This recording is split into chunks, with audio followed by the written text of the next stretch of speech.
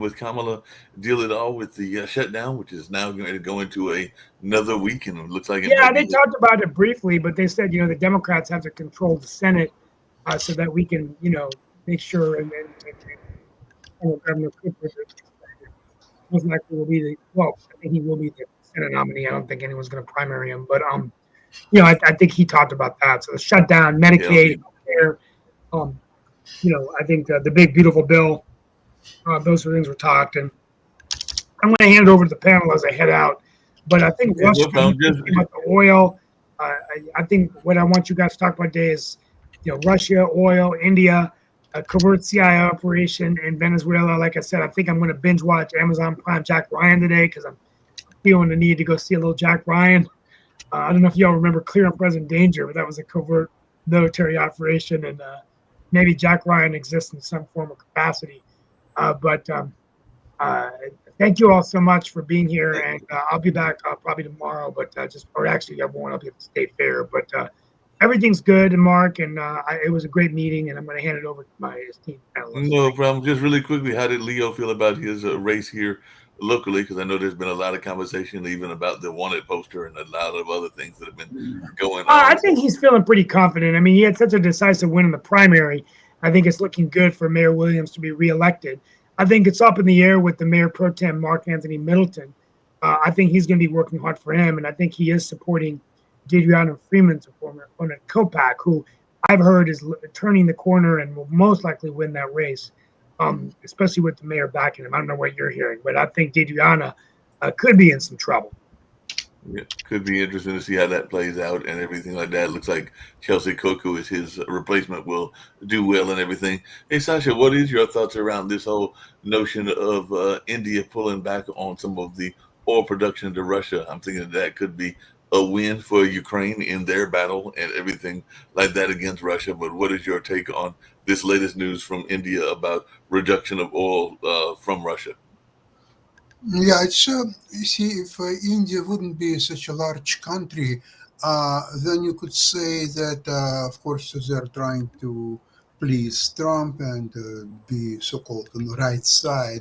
But India is a huge country; it's a huge economy, and as Modi said at some point that India will decide what to do and whom to trade with and so on. Yeah, It's a deviation from what he said. But again, for India, I think it's a very smart move because oil you can find elsewhere. You don't yeah, need to buy Russian oil. There is an abundance of oil in the Middle East and elsewhere. So this is a clear signal that India is not supporting this bloody war which is going on now for almost 4 years. Think about Second World War. It was what, about 6 years, less than 6 years. So this right, is now approaching in duration the Second World War. This right. is unheard of. It's incredible, and there is no end to it unless Trump will make an tomorrow he has meeting with Zelensky. Maybe he will be able to offer Ukraine some Tomahawk missiles and others, and that could bring Putin to the table very quickly Right. because he's not doing that well even now. And with Tomahawks and some additional weapons, I think it will be downhill for Russia, decisive downhill, and I don't think Putin can afford it. Mark, I Yeah, got to run, but I want to thank you all, and I'll be on early next week. And thank you. But I set the table for issues to talk about, and thank you all so much. Sasha, great points there. Thank Thank you. you. appreciate you and everything. Hey, Rick, along the lines of what he was talking about with the table being set and everything, what is your thoughts around Venezuela and the fact that we're going to apparently have land attacks in addition to covert? Well, So, it's against the law, but who's going to enforce the law? The CIA in the 60s, 70s used to fiddle with other countries' governments, uh, not infrequently. And then laws were passed saying that the U.S. cannot do regime change in other countries. But it's like the Hatch Act. It's like there's nobody who's going to tell Trump no. Yep. Dr. Sharif, what's Because going on? I just read that the House has been in recess for 72 out of the last 84 days. They're Oh, not wow. even on the job. And that would be our only hope of curbing any of this. But no, everybody's out to lunch. Yeah. Everybody's out to lunch and everything. Yeah. Yeah, I just want to add some point with Sasha because I'm right now in South Asia and my World Talent Economic Forum closely working with my Center of Excellence. The Center of Excellence working in 8 different countries. Mainly, we do focus on the South Asia. So today I have a very good meeting with the Global Knowledge Chamber. You can search. Knowledge Chamber is one of the active chamber of commerce in India, especially in Gujarat. The Prime Minister of India from Gujarat, and all of the large companies, major big companies from Gujarat. So India want to overcome from all of the challenging situations after the tariff, after the regional unstable conditions with Bangladesh, with Pakistan's, with some point Nepal's and all of the countries. So when trade and commerce come, definitely you have to go for the regional peace, right? Regional political diplomacy, which is very important. So I advise to these knowledge chambers because my World Talent Economic Forum and this knowledge chamber, we are collaborating for developing 50 business initiatives, including this energy, uh, including this housing, healthcare, and all of the things. So what I understand that the political situations of South Asia, definitely USA has great influence. Whatever we discuss about Donald Trump, you see that Pakistan give a major support for a Trump initiative, especially for his nomination for uh, Nobel Prize. But I believe how India is restructuring the business strategy and business policy.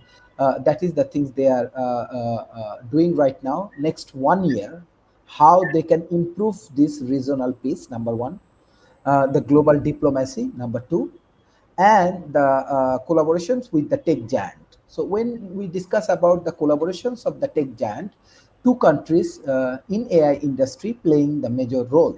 Number one is India and number USA, and number two is China. So this is the critical component for South Asia and for especially for India. Definitely, India is huge. India is very big. They have a lot of ally, but you know how this tariffs come to the business industries, how these technologies creating effects, how global peace is important, how the regional peace is important. That is the things they have to rethink. This is the same advice I give them, and they agree that yes, India should go for next 1 year, very short period of time, next 1 year. I again want to mention, and we are closely working with them for this regional diplomacy. And my World Talent Economic Forum Center of Excellence, where everybody can join if we want to contribute for these billions of people life with business, with technology, with consultancy. I want to welcome you all. But this will be very interesting move of India next 1 year. Yeah, definitely be interested in everything. Hey, Rick, well, another story that came across the global stage is what's going on in France, and it has something to do with an issue that is of importance to people around the world, which is how we handle our elderly and everything. Because the French Prime Minister faced escaped his first no confidence vote after major concessions, and a lot of those concessions were around pension reform. So I just wondered your thought around maybe the French politics, but also this need to make sure that people are able to get pensions as they get older because we are facing an older world. Yeah, well, I mean, pensions have gone away for the most part in the United States. Pensions were raided by predatory capital. What would happen is people with money would see that, predatory investors would see that a company had $1 billion set aside for its employee pensions.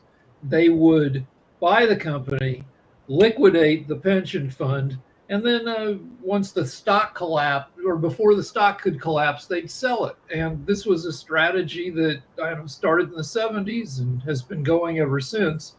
And I think it used to be that maybe a third of all American workers were covered by pensions, maybe more. Now it's got to be less than 20%. We're supposed to rely on Social Security, which is being gutted by the Republicans. So, older people are in trouble in the U.S. Mm-hmm. So they have to keep working well into their 70s if they're able to. They have to rely on their kids and other relatives. Yeah, I want to add another point. This is very important because every day we go for dialogues, we go for debate. Especially, I really like Jatovi and Nick Palveda debate. Nick actually very good economist. He has a very clear understanding about finance. Today, our BIDA, Bangladesh Investment Development Board, they published the FDI report. Can you remember, Nick actually, after this tariff issues come, Nick predicted. This is first time because I regularly follow Bangladeshi newspapers, these regional newspaper and everything. But in Port TV, Nick basically focus on that perhaps Bangladesh will get a lot of FDI and investment after the tariff issues come. And ultimately he is correct. This is first time after 5 years. In 2021, Bangladesh get only $498 million. In 2022, it's a government report, FDI reports, BIDA, $637 million. In 2023, they get only 724.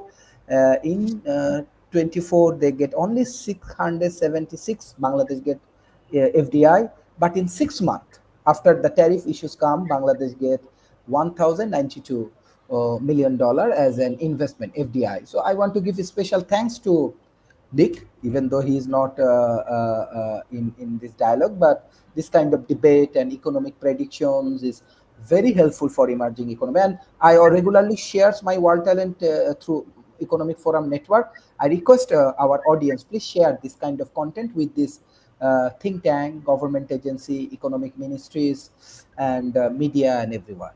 Thank you. I want to go back to pensions because I looked it up and the numbers are even worse than I said.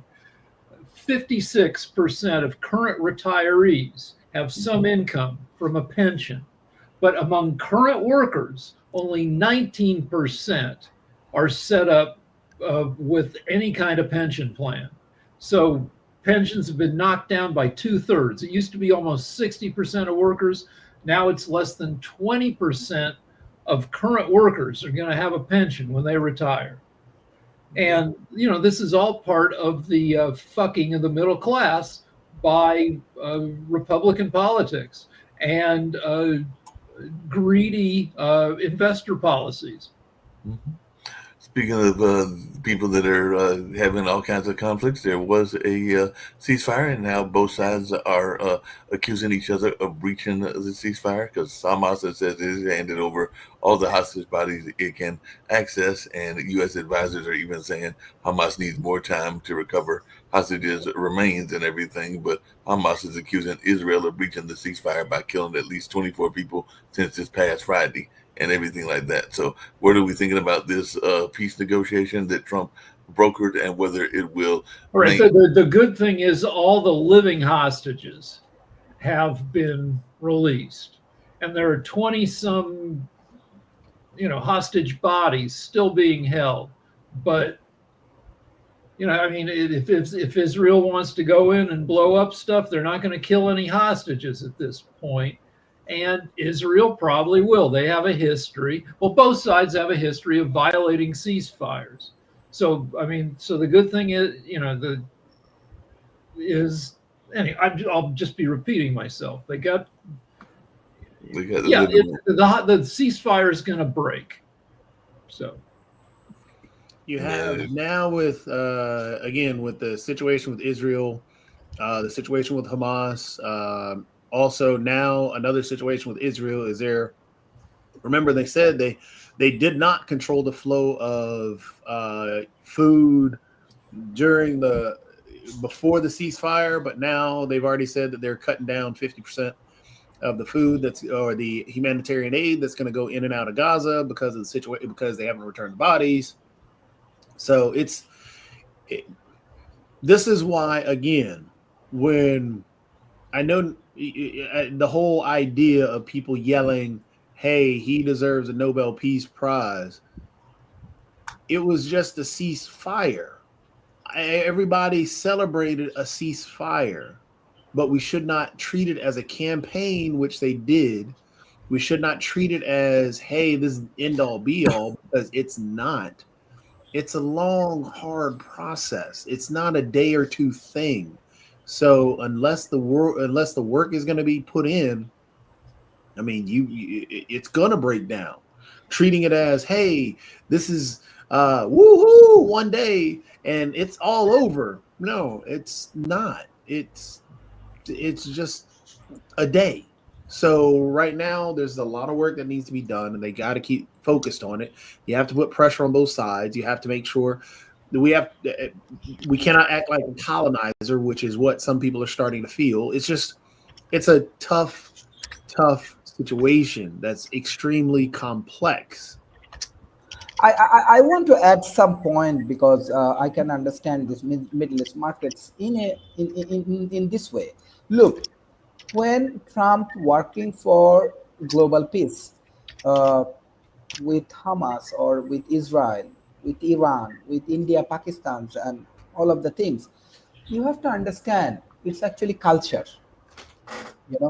Let's say previously we see Obama get a Nobel Prize for peace, but same time he go for different good discussions. We will do this, we will do that, we will do make all of the oral service. But on the other hand, he actually practice war and everything's in Middle East. Honestly speaking, this is very bad culture. I say something, I do something. On the other hand, honestly speaking, even though Trump is the worst president in United States, but for his deal, I want to support him, because look, after that, the Pakistan Prime Minister said, yeah, we should follow it. After that, India said, hey, we have to restructure it. After his initiative, Gaza or Israel things or Hamas things, okay, we have to restructure it. Yes, this is difficult, you are 100% correct, but Trump initiative, I want to say, it's not only USA, it's an impact. Other politicians, you have to understand the different parties also. Other politicians, they also have to think, okay, now American president behave like this, oh, I should follow it. So when they take the political discussions in between the region, let's say India and Pakistan, or India or Bangladesh or Pakistan, I'm just discussing this region, that time they think the politician, they think, okay, American president, he is taking this initiative. If I do not support this initiative, I will lose my popularity. All right, so Trump is not going to solve India-Pakistan. Ever since the partition in 1947, they have been fighting. I completely disagree. Honestly speaking, you have to come to India. You have to come to Bangladesh or Pakistan. I respect your view. It does not mean I do not respect. I respect your view. But there is a strong influence in politics. USA can make many things change in this region.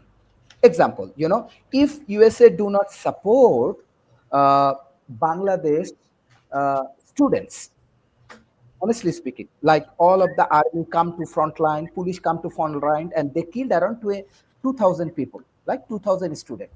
If behind the scene, the Western world do not support through UN say, hey, if you shoot these students, then you cannot get the job in UN, right? Definitely US has influence, it's proven.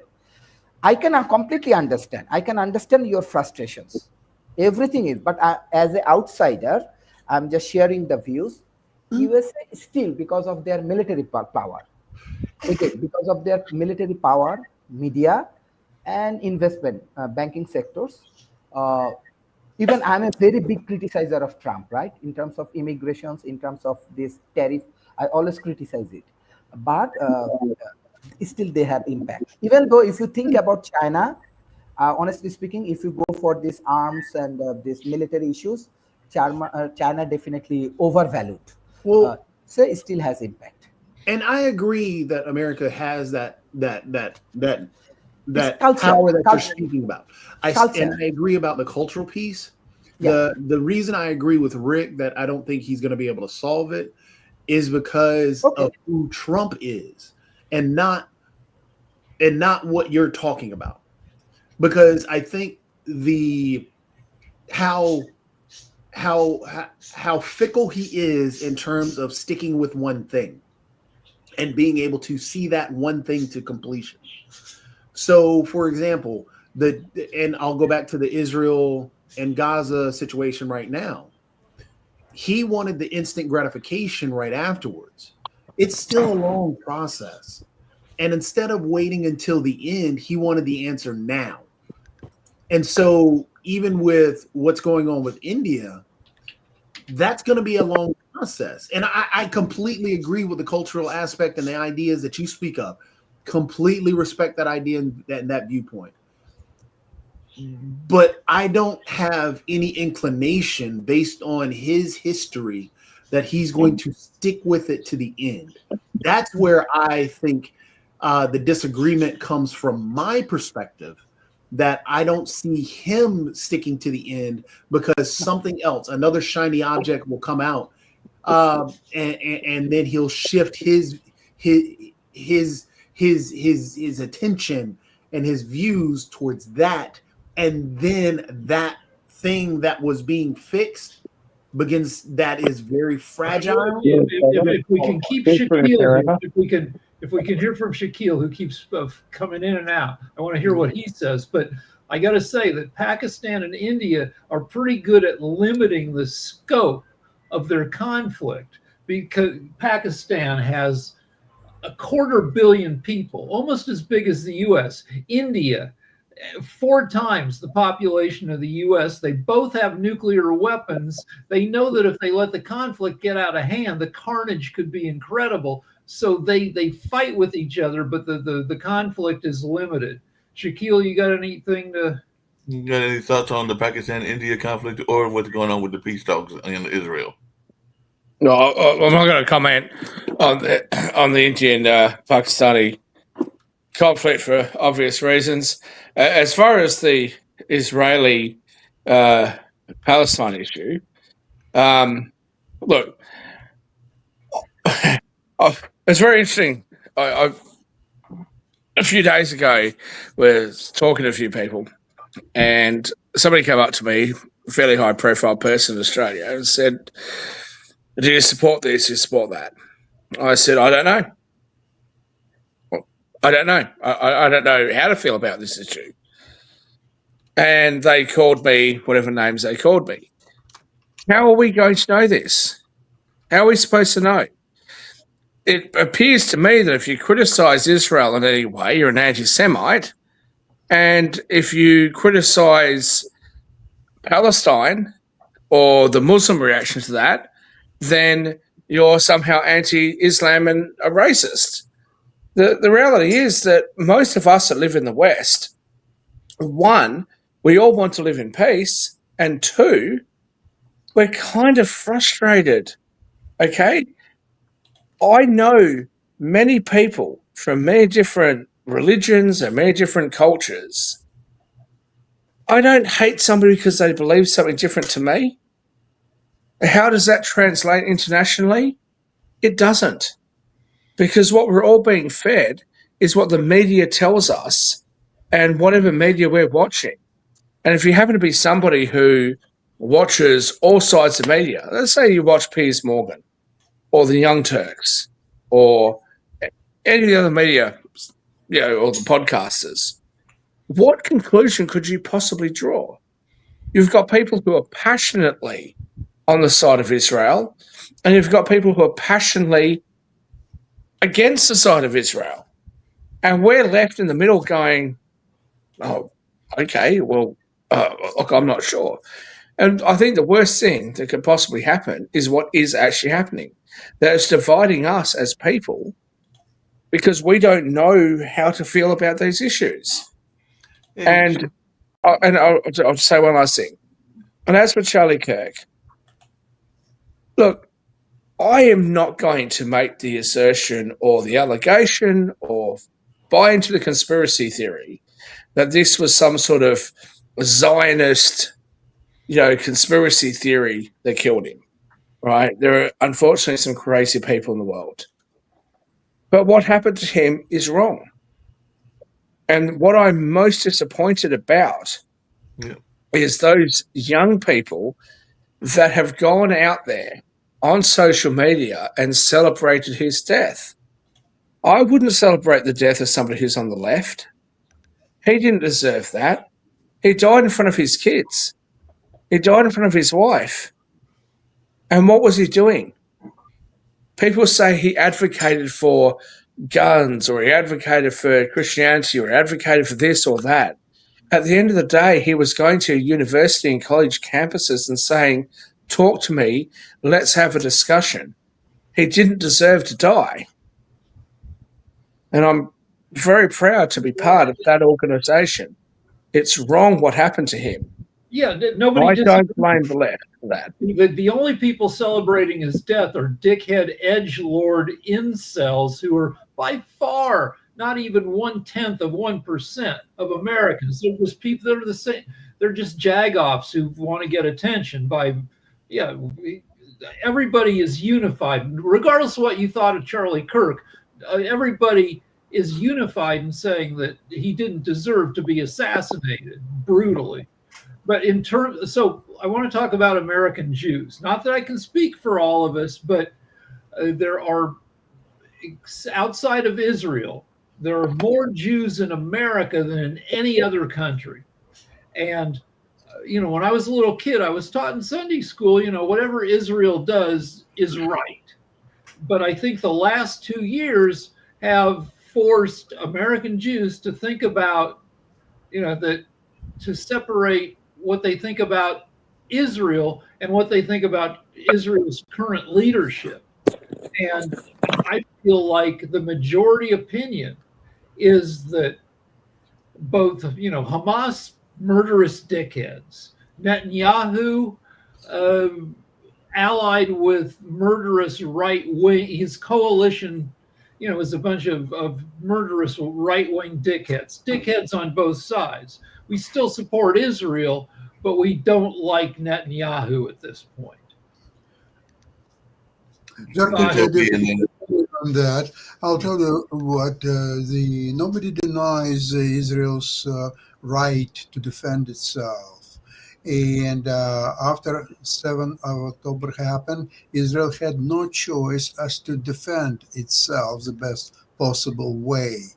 Netanyahu, although a lot of population in Israel disagree with his politics and many other things, but in a case of the existential war, he was supported by close to 100% of population of Israel. He became national leader. He will go into history of Israel almost on the same level, if not higher, even than Golda Meir or Moshe Dayan or Ariel Sharon, Menachem Begin, and all the heroes of Israeli history.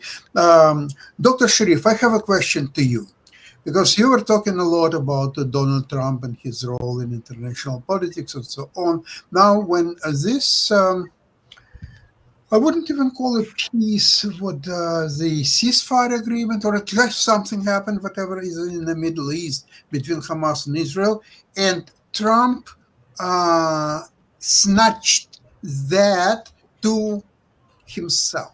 So it was Trump who arranged that, it was Trump who masterminded it, it was Trump who did it, and so on and on and on. So the question is this: if that's true, why Trump didn't do it a month ago, 3 months ago, 5 months ago, 7 months ago, and so on? Could you tell me, please? Okay, very good questions. This is very complex questions. I cannot solve it because Trump, if you think he's a president of America, most powerful man in this world, I think his position is third, but definitely most powerful man. But I can advise one thing, because this Middle East crisis is a long time, long time. Uh, I am very open-minded, but regularly I try to understand religion. Let's say this, your Jewish community's religions, Muslim community's religions. And honestly speaking, when I do my PhD, I get full scholarship and support from a Jewish corporations. His name is Mr. Bizon, American Jewish, and I finished my PhD. So I want to respect Jewish communities. So I believe if you want my contributions, Trump answer, I cannot. I only said I support the culture, I support the new thought process. Definitely, I can. But if you ask me what I can do, yes, I can do. I can do some research, the similarities in between Muslim and the Jewish, because everybody hate each other. Muslim hate Jewish, Jewish hate Muslims. There Dr. is a Sharif, problem. my question was very simple. You were talking about all the religious No, considerations. it's a religious. It's a long history. If No, you but ask, it's very try to simple understand. question. Trump did arrange the ceasefire. Why Trump didn't do it a month ago, 3 months ago, 5 months ago, 6 months ago, 8 months ago, whatever? Why did he do it now only? Okay, this is thought provoking. I respect your question. This is thought provoking, but better answer you can get it from White House, from his any personal assistant or everyone. What do you think about it? I think like even though Trump do it for his personal benefit, in a very small and narrow thoughts, like Trump do it for his personal benefit to win Nobel Prize, I do not mind. Even though he win Nobel Prize, many people do not mind, because global peace, I can understand. When I am in Asia, my friend in Middle East, I can understand. Even though the war is horrible, it's bad for Israel, it's bad for Middle East, it's bad for everyone. Uh, Even though he go like a drama and everything, I don't mind if he can go for 0.0000% 1% positive impact to stop the war. I like it. I want to appreciate it. This is my philosophy. But I really want to thanks. This is thought provoking. We need to do more intellectual discussions later for these things. Maybe I can learn from you. Yeah. Jacoby? So I think what Shaq touched on the Israel Hamas conflict is actually where we are and where we should be. Well, where we are, not where we should be, but it's where we are. Yeah, it's a hot topic, and he's right. We still cannot get to the point where we need to be able to get to the point where there is a nuanced discussion around what's happening and not be attacked for just being able to say things about what's happening. Because again, talking about Netanyahu, people say that you're anti-Israel, or if you talk about what's going on with Hamas and how, because I've had these discussions multiple times, but yeah, if you say anything about what Hamas is doing to the Palestinian people, you're a Zionist. And yeah, it's ridiculous, and we should not be talking that way. It should be a nuanced discussion, and being able to have that and being able to honestly speak on these things. And I'll say, Sasha, for my opinion, the reason he didn't do it earlier, because he was bought into Netanyahu, and he's still a transactional individual, and he did not see any benefit of actually doing things for the Palestinian people, because there was a ceasefire way back when he came into office, but he let that ceasefire go. He actually advocated for letting Netanyahu do whatever he wanted to do. Netanyahu destroyed more and more of the place, and he said nothing. He was also silent about the whole situation. He was actually an advocate in that whole situation. He put out videos talking about the ethnic cleansing of that area, because he was going to put up a hotel and actually wanted all these. So he did not see anything that could help him personally. So that transaction was there. And that's why when you're doing it for a personal achievement, And in this situation that is extremely complex, that deals with life and death, and you're like, hey, this group is killing this group. That's what he's doing now with Ukraine and Russia. Jatovi, it's actually very simple. You touched very interesting thing, and I elaborate on that. When you think about rule, follow the money. Mhm. So everything worked for Trump beautifully. Netanyahu was killing Palestinians, and everything was working. And Trump didn't give a damn. He was quite happy. However, one thing happened that didn't make Trump very happy. You know what it is? When Israel attacked Qatar, the buildings, and killing this so-called power leaders of Hamas there. And remember, a few months before that, Qatar made a present for President Trump. It was Boeing 747. So now Netanyahu started to shoot at the country that presented 747 to Trump. That changed everything. So when I say follow the money, look, Israel didn't make a present to Trump 747. No, Israel didn't. Nobody did. Qatar did. And now Israel attacked Qatar. Hey, stop it, Netanyahu, you're a murderer, you're this and that, and so on. So now Trump started to work on peace. Or perhaps, Sasha, your side of politics, right? Yeah. Look, I love you, Sasha. Right, Rick. I love you guys, but seriously, your side of politics on the left that sits there and allows anything to happen, and then when the right says something, it's all of a sudden political, right? No, There was absolutely no reason whatsoever, right? Oh, look, Jacoby see there on the right-hand side, top right-hand side of my screen. When October 7th first happened, what did I say to Jacoby? Let's remember, I said to Jacoby after he wouldn't announce what had happened. Time I out. said You're to already lying Jacoby, right there. I did denounce, so don't even start with that. I was about to give you a compliment, champ, so just relax. I said to didn't Jacoby, announce. I just want to get that clear. I okay, did. can I finish what I was saying? Go for it. You can talk about me as much as you want to. I rarely appear anymore, Jacoby, so just bear with me for just a moment. I attacked Jacoby, and I said to him that he was an intellectual and moral coward because I was not happy with his response, which I felt was on behalf of Palestine and not on behalf of Israel. Okay? These issues are extremely complicated. But I'm also not going to sit here and say that Israel is blameless. Okay? And I'm not going to accept being called anti-Semitic when I have an issue with the tens of thousands of people that have been killed, the thousands of children that have been killed, and if I as much as say, hey, I have a problem with this. I personally believe that when you have diplomats trying to negotiate an outcome that have gone to a neutral country, Qatar, and Israel does what it does, that was wrong. And I think that Netanyahu needs to be held accountable for that. That doesn't mean I'm against Israel. That doesn't mean that I'm against Jews.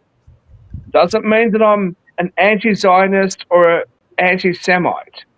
And what I find incredible is Americans that will sit there on the left and then complain when people have a problem with Israeli right-wing politics. Where are you going with that? So to start, Is it acceptable for Americans on the left to say, we want healthcare, we want education funding, we want more social services funding, And we're kind of unhappy about the fact that all of those things are provided to people in Israel on the American dime. Is that anti-Semitic? No, I don't think it is. Because for every Jewish person that I've met in Canada and the United States, they will sit there and they will talk to me about Jewish issues. Shaquille, wait a sec. You're talking about left and right and so on. My question was very simple. If Trump indeed arranged a ceasefire between Israel and Hamas, why did he do it now? Why didn't he do it a month ago, 3 months ago, 5 months ago, 7 months ago? So just to point out, So Sasha, if you are going to, as you have mostly done over the last handful of years, take an oppositional position to Trump, I respect that. But if you're going to ask the question that you've just asked, why didn't Biden? Where are the American Democrats? I can answer all of that. Most of the powerful ones are Jewish. Where were they? Okay, I'll answer it right away. Biden is an idiot. That's why. And what about Schumer? What about Schumer? So Biden is right now an idiot. Why Trump, with his powers and his stature in the world's politics, why he didn't arrange for ceasefire a month ago, 3 months ago, 5 months ago, saving so many lives? Why? What was he waiting for? So I'll answer that for you, Sasha, because exactly for the same reason, on the left or the right, that you see what we've seen. Left and right. We've seen a split. Left and right. No. Answer direct question. Why? What Trump did? I'm going to answer it. I'm going to answer it. How's Ted Cruz's interview? How's Ted Cruz's interview with Tucker Carlson, where he walks in and he goes, the number one thing that I want to, that I came into the Congress to support was Israel. And then when people on the right go, hey, what about America first? Right? What's happened? What we've seen is a split amongst the right.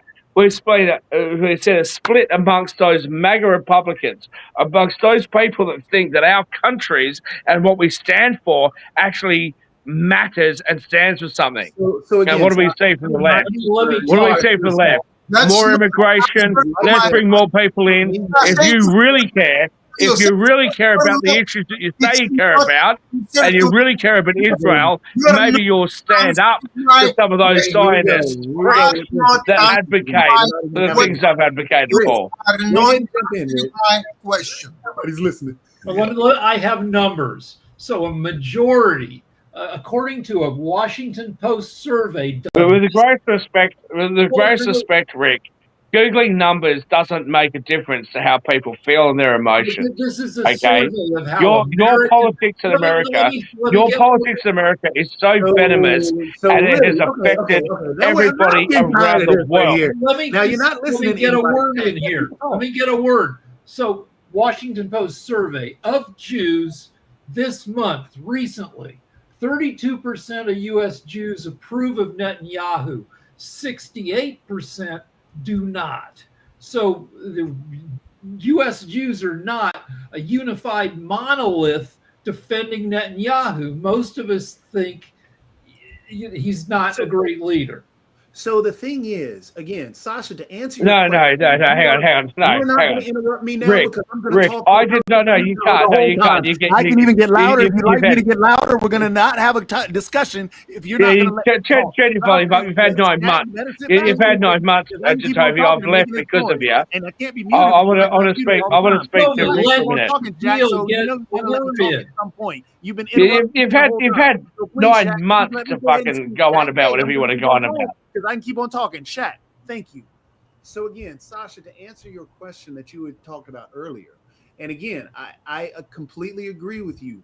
The actual mood shifted, especially when Qatar was hit, because of exactly what you said. Qatar got hit, and then his idea became, hey, because that's why he put in the UN protections for Qatar that were similar to what happened to us with 9/11. It's the same. That all came out when Qatar got hit, and that's when his mood shifted. Also, as the world shifted their ideas around what Israel was doing, the viewpoint became more advantageous for it to take place as well. So the reason he did it then was because of Qatar, and he felt that there was actually an advantage for him to go ahead and do it then.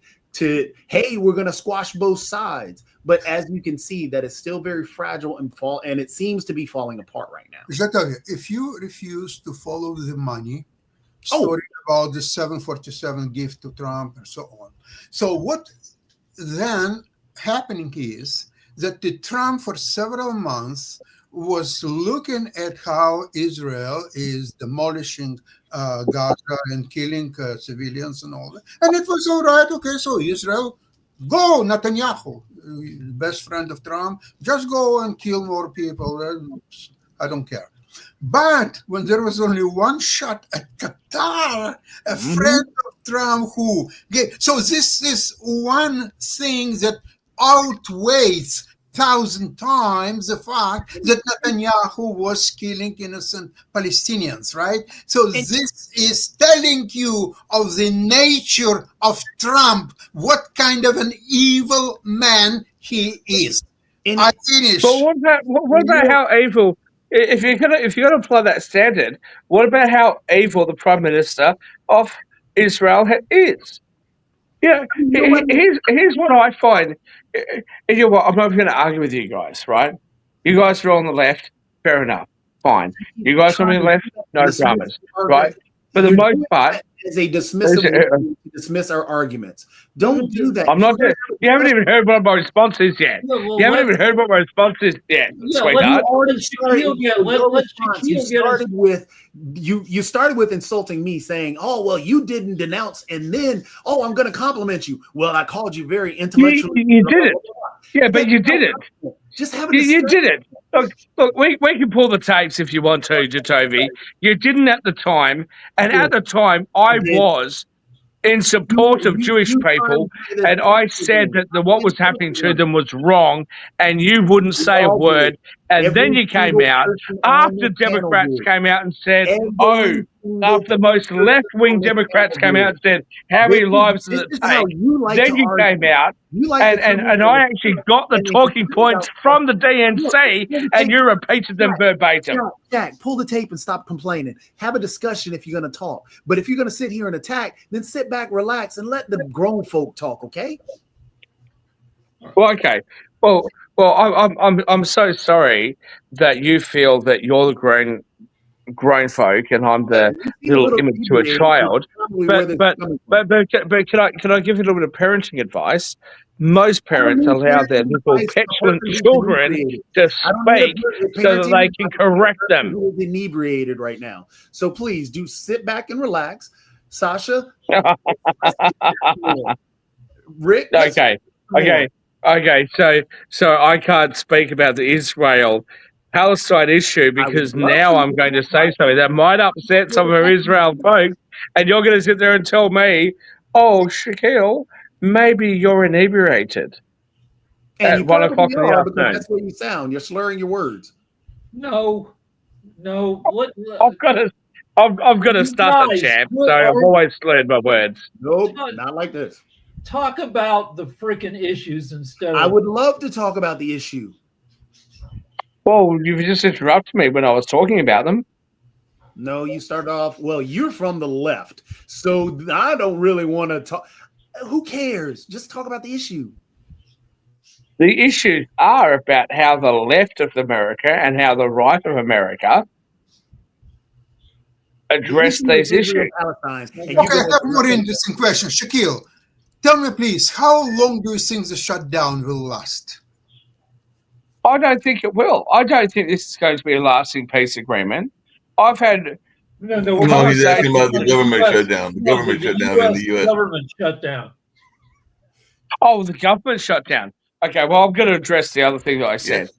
I don't think that lasting peace is going to be achieved by the current proposal or what's currently happening between, which has been broken by the United States, because I think that Donald Trump and his friends have done something or have forced something that isn't going to work. And it's a problem because both Israelis and Palestinians are going to be unhappy with this. And when they say that, let's give him a Nobel Prize because of the peace they're going to have, it's not going to work. As far as the government shutdown in the United States at the moment, all three or all four of you can sit there and say, oh, Shaquille's some right-wing conservative maniac. This shutdown is 100% the fault of the Democrats. But how long it And will? every Democrat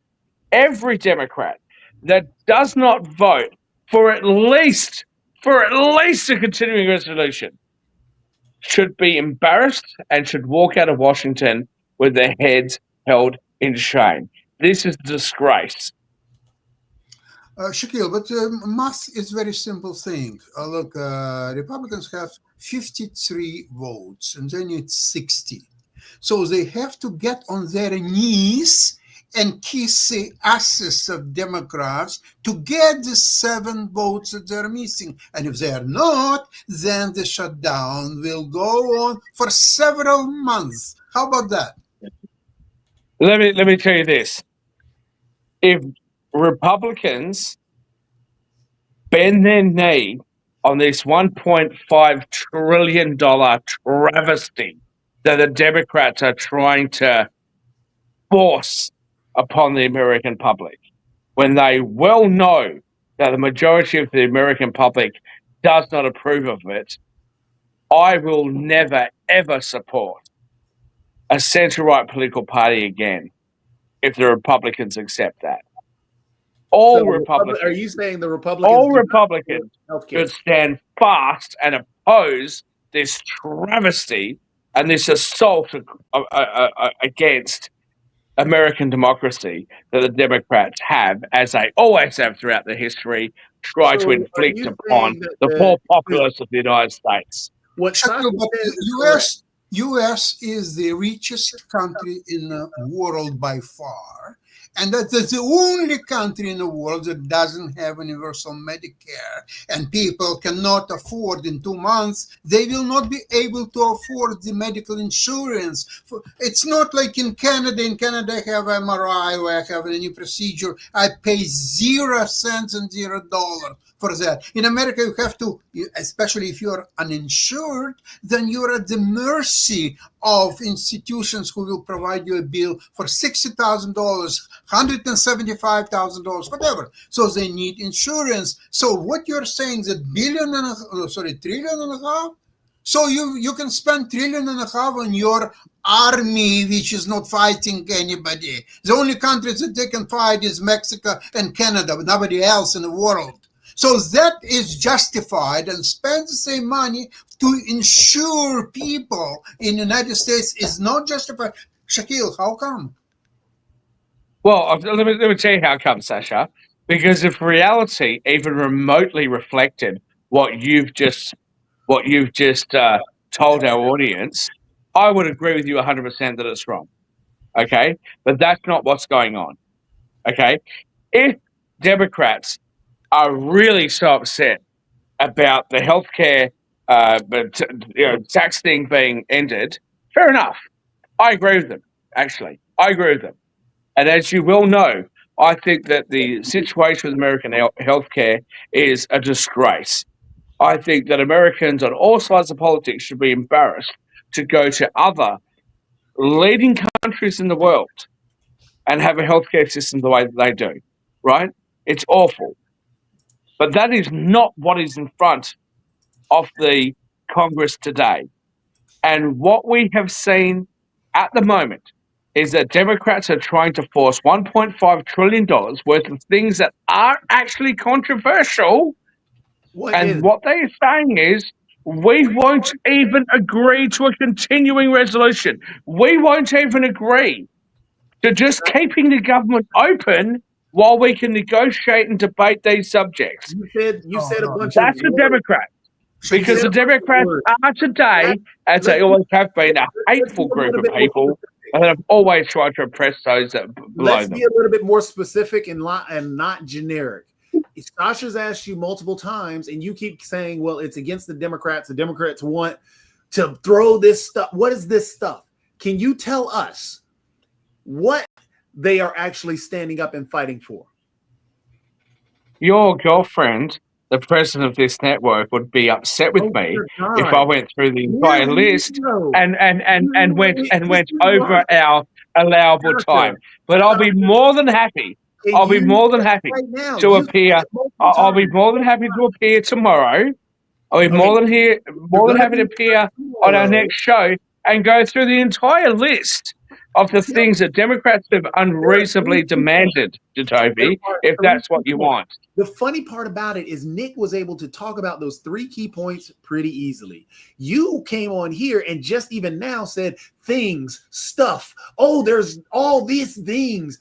When Nick actually already went through 3 things, even Dave went through the 3 things that they talked about. But you keep randomly talking about some infinite list and all these things. So the problem here is that, Shaq, you legitimately have no argument. So you're making up these generic words, not answering the question, and trying to make some fear tactic. It doesn't work. We're all educated here. I'm sorry. Just like you. Did you say? I'm sorry. Did you say fear tactic? Did you say fear tactic? Is that what you said? Specific? Can you be specific? Yeah, I can be specific, but I've been told not to go over time, so I'm not going to. And I'm very happy to come back onto another show. Okay, I'm very happy to come onto tomorrow's show. So are you going to talk over me? You going to talk over me? If you come tomorrow, please don't come inebriated. Sasha, this is always fun. And I'm not in there. I love talking why do you? You know what? No. I want to address this. Sorry, no, Mark. You give me a moment to address this. I'm gonna try and load it up and test it out a little bit, and we can try to play that game. Have a fun, happy Friday instead of a straight up argumentative, yelling at each other, talking over each other. Because I think we need a break from that in the first place. But I haven't been here for like 7 months, dude. And no, he proposed this yesterday. It's a game that he was going to do for 30 minutes or more of the show tomorrow. He proposed this yesterday, so this is something out here. Anyway, if I could have a moment, right? If Toby wants to sit there and say, because there's been some articles about me losing millions of dollars while I was drunk at a casino, right, on Google. Like that, I didn't even know about this. So you're coming on here to tell us new news, okay? Have you finished? I mean, you don't need to come. No. Just let me. I don't upset you. I don't upset you because I know how sensitive you Democrats are. So just let me know. Just let me know when you're done. Overtime, Mark, Sasha, I'll see y'all tomorrow. I mean, this confessional part I'm not here for because that's not any topic that we need to discuss in the first place. That's fine. That's fine. And I'll invite you back when I think that you're a Catholic priest that I need to confess to. Okay. If he wants to sit there. It was nice to see you. About what he had said earlier. You're all going to go? No problems. I'll address it to the audience still watching. If he wants to sit there and make the comments he's made, that's fine. The bottom line is we should build a bridge between us.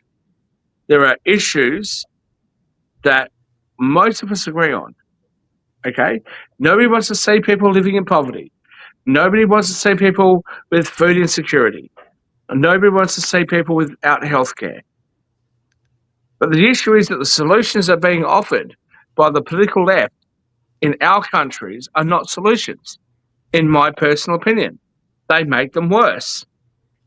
The issues that are going on in Israel and Palestine, if you're not Israeli and you're not Jewish, and if you're not highly aware of all of the issues there, and you're trying to glean your knowledge from what happens on podcasts or newscasts, how are you supposed to know?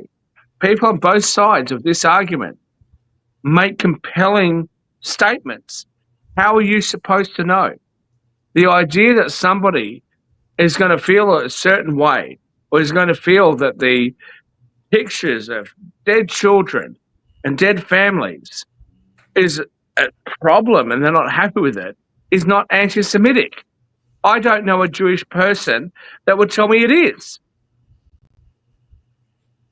What we're saying, in my opinion, is disgraceful.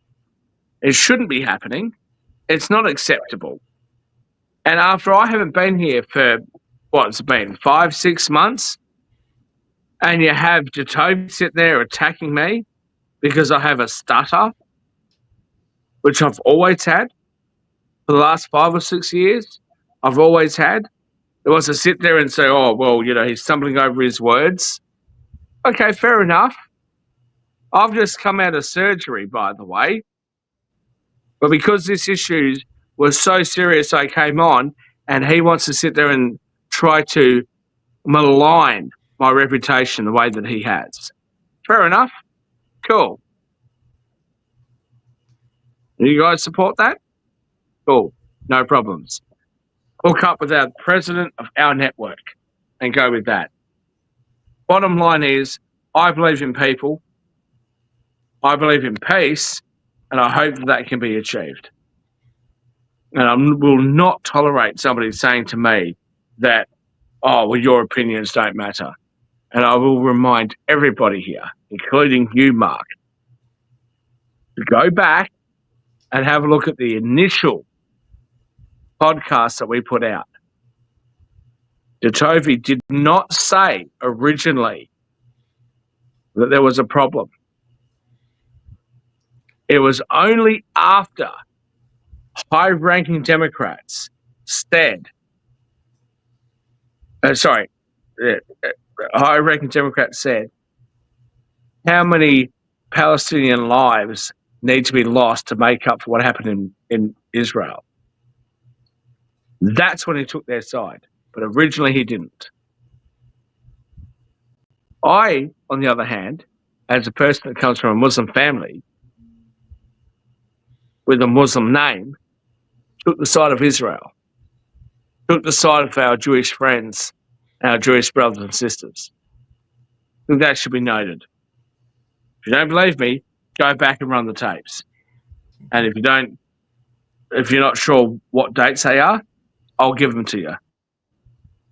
Message me, I'll give them to you. It would have been right after the attack. And like I said, I'd have to go back 3 years or 4 years because I believe that's when Sasha said the attack was and everything. So yeah, I'd have I didn't say Sasha. But I think everybody after that horrible attack, because I know I did, and I thought everybody afterwards, including Jacoby, but I'm not going to speak for the man without watching the tape and everything. No, I'm not going to wear. No, sorry, Mark. Sorry, I'm not going to wear that. Okay, it wasn't Sasha. It's nothing to do with Rick Rosner. This was very specifically him not being prepared to stand up for Jewish people, and then today being prepared to stand up for them. Okay, without any explanation as to why. It's the same argument I have with BLM. It's the same argument I have with any race-based thing. Every person on this planet deserves to be respected, and their lives deserve to be respected. And if you have a position that is opposite to that, I don't care what skin color you are, I don't care what nationality you are, I don't care what religion you are, and I certainly don't care if you think that I've got a stutter or that I don't speak clearly enough. It is absolutely unacceptable. And people have their own 37 years old. I was 37 years old before I met my first Jewish friend. I have found out since the conflict over there that I've got multiple friends of mine that are Jewish. I come from a Muslim family. I've got a Muslim name. Not one Jewish person that I know has spoken to me with any disrespect. They deserve to be respected. They deserve to be loved. And it is absolutely acceptable for us to criticize Bibi Netanyahu and criticize the right-wing government of Israel if we feel that that government is not doing the right thing and it's not anti-Semitic for us to do so. And I will stand on those. Yeah, that makes a lot of sense, and we're going to wrap up very shortly and everything. But as Sasha knows, because he's been here doing these shows and everything like that, not everybody agrees with Netanyahu. I have said several times that my dad's longtime girlfriend is a Jewish background. She's a New York Jew and everything like that. They've been together for 25 years, and she does not support everything that Israel does. I know that for a fact because I've had deep conversations with Miss Bellens, who is an educational leader and everything along those lines. So definitely. At the same time, nobody, you cannot say that everybody supports Trump. That's true. Policies or so on, and yet nobody says Trump just go away, resign, and so on. Okay, he was elected, so he's doing certain things the way he thinks is right. So Netanyahu was elected, and now, especially since October 7th, a huge majority of Israelis support Netanyahu as their commander-in-chief and a commander of IDF, Israeli Defense Army, and we'll see what's happened next. If and when the war will be over and there will be an election, we'll see how he will perform in election. Maybe he will be completely losing candidate, or maybe he will defeat everybody. Nobody knows at this point. So whenever we are talking about the Netanyahu, he's a murderer, he's a bandit, he's this or that, hold your horses. It's a wartime. No, Sasha, with the greatest respect, that's not what was said about Trump, was it? What was said about Trump? Oh, he's a Nazi. He's, a mass murderer. He's this, he's that. It continues to be said today about all these negative things about Trump. It's only under the most begrudging of circumstances that some, not all, but some Democrats will give him some credit for the peace deal that he's negotiating in the Middle East right now. Okay? So my question to you is, why is it okay for people on the left to criticize Trump in the way that they have, to rile up rhetoric as the hopeful Attorney General of Virginia has done, okay, where he's fantasizing about killing the Speaker of the House and his children?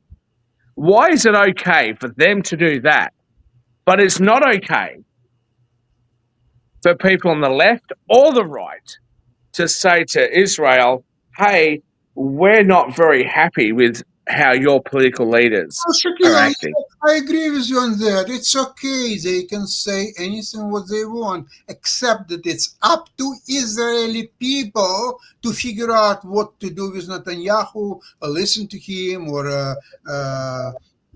have an election and get another leader. It's only up to people of Israel, nobody else. That's all what I'm saying. No, it's up to the international community. If we're all expected to support Israel, I have no problems with that. I think that Israelis have a right to their own homeland. I do believe that Jewish people have a right to be respected around the world. But that does not mean that whoever happens to be in power at the time needs to be respected. And the idea that any criticism of the way that the current government is acting is tantamount to anti-Semitism, I believe, is not just unacceptable, it's antithetical to the Western values that we support. Shakil, Netanyahu has no business to please communities around the world and be like a prince, so everybody will respect him or so on. He is doing what's needs are for Israel and Israeli people the best he understands it. And he's doing it on our money, Sasha. He's doing it on our money. Our people, for decades, across all of the Western world, have gone into violent, bloody wars in the Middle East on behalf of Israel. And I am not suggesting that Israel doesn't deserve to exist. I've just said to you very clearly, I think that they should. And I think the Jewish people should be respected. And I respect Israeli people and I respect Jewish people.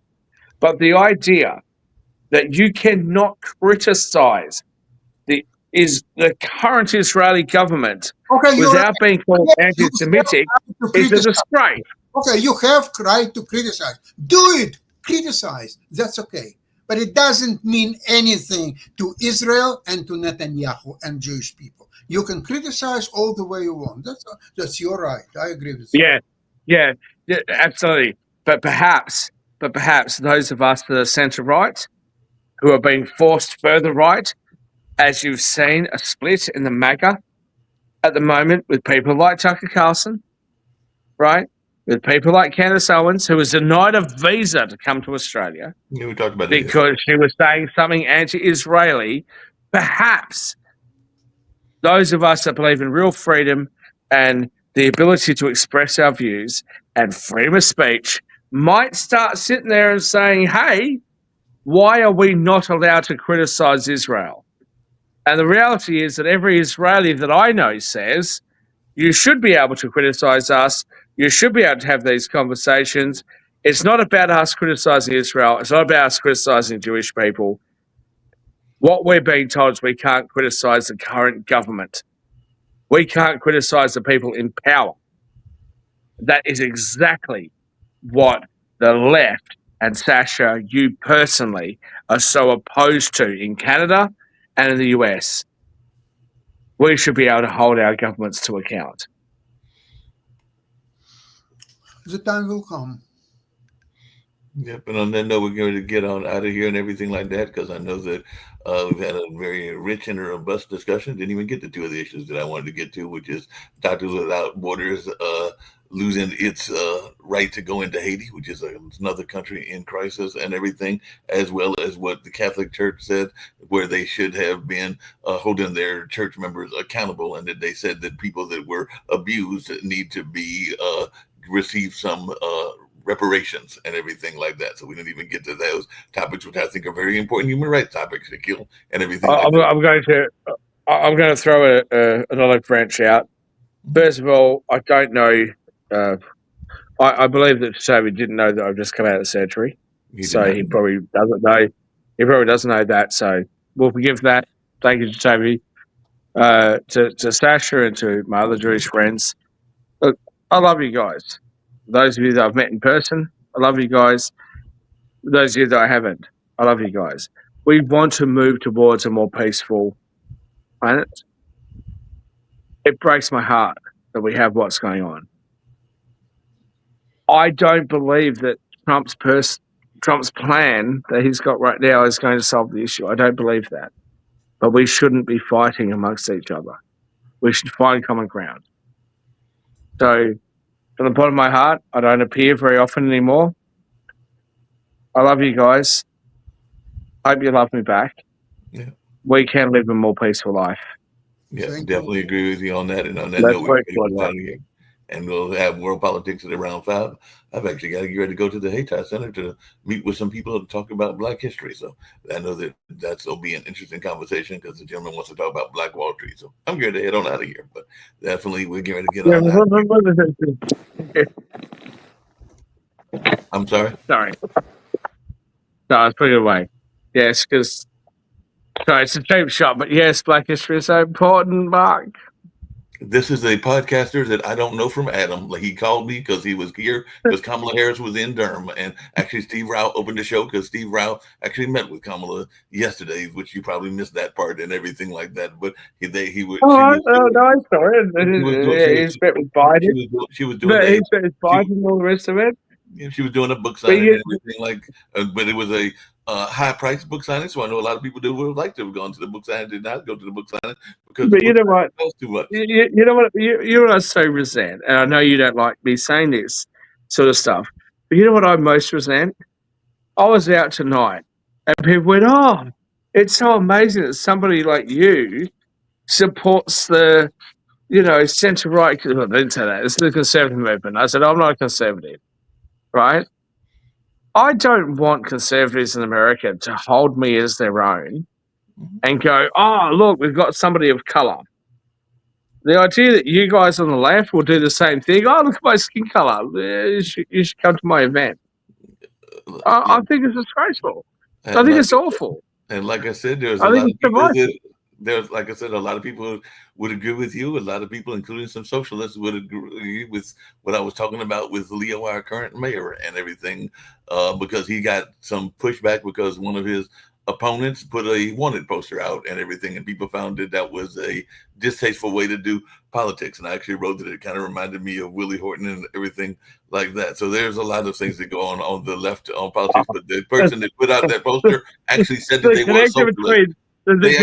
between that in North Carolina and Willie Horton. Come on now. No, but they Come actually on, said Mark. no. I'm just saying that they made the parallel because they actually used this. The person that put up the poster was actually running for another city council office in one of the wards, and they said that they're a socialist, and they actually used Frederick Ingalls, and they said that it was a form of social murder, which is why they put the wanted poster. And the notion of social murder is this notion that the conditions can create murderous situations and everything. Therefore, that is what social murder is, and it is a socialistic principle. But that's why she used the poster.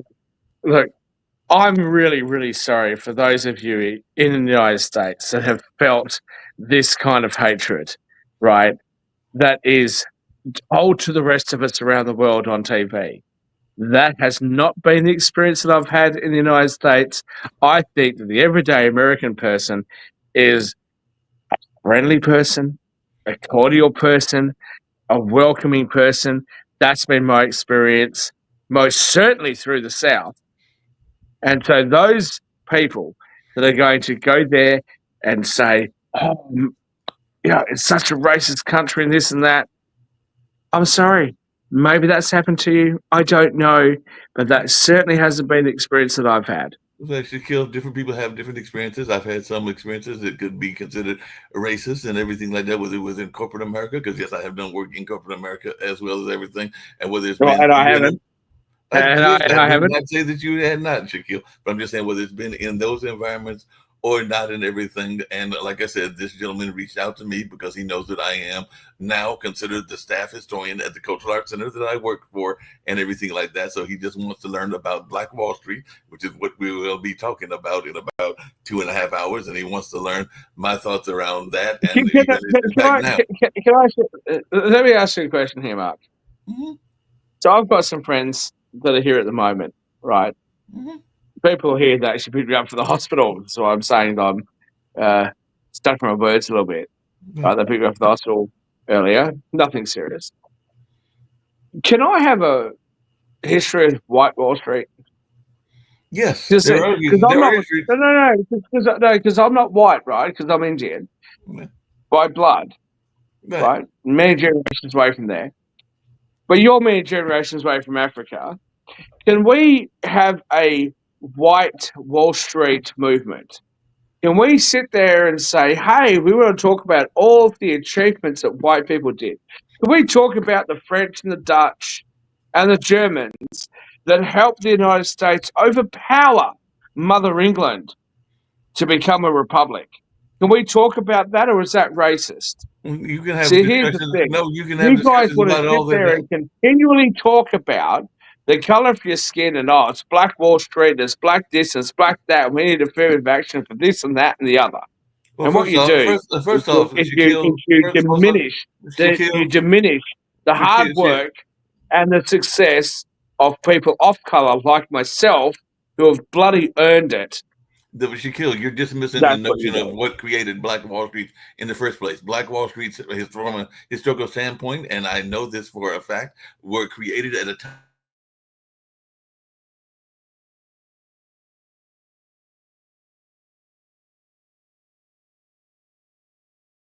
I think that's cut out.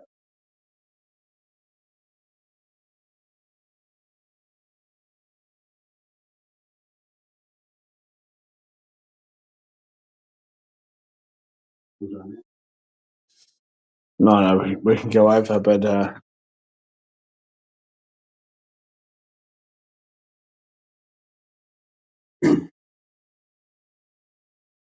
Yeah, it's not live anymore. It's not. We're on a delay. Everyone. Last thought runs.